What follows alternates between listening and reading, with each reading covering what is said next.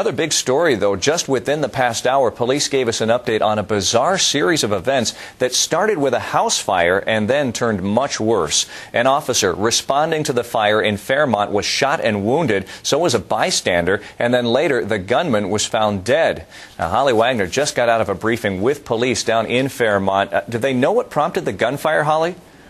Mike, this is so disturbing. Investigators just told us that they believe the gunman, who they have not identified, set out to ambush and kill police officers. As you said, an officer and a neighbor were both shot. We've been told they're both expected to survive. We were just given a photo of the police officer.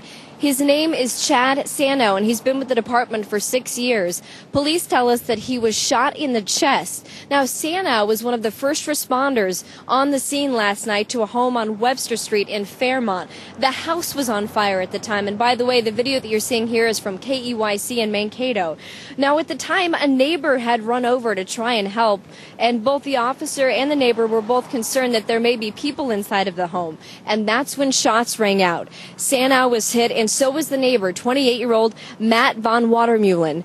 When more officers arrived on the scene, they did a search and found the gunman dead. Investigators say he had shot himself. Lieutenant Del Ellis spoke with us just moments ago, and he says this has shaken Sano's fellow officers.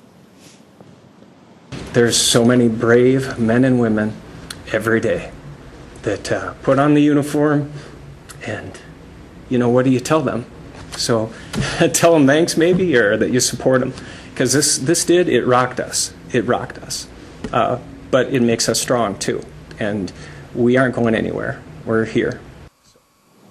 You can see how upset he was when he was talking to us. There's a lot we don't know about what happened. Lieutenant Ellis was not able to tell us who this gunman is. He says they're still working to identify him. I also asked, does he live at this address? Is this his home? And Lieutenant Ellis couldn't tell me. He also couldn't tell us much more about the motive, about why he'd want to do this, Mike. But he did say we should learn more in the next day or so. And you did mention that the gunman shot and killed himself. And I had a question about Officer Sano. You mentioned that he was shot in the chest. Was he wearing a protective vest?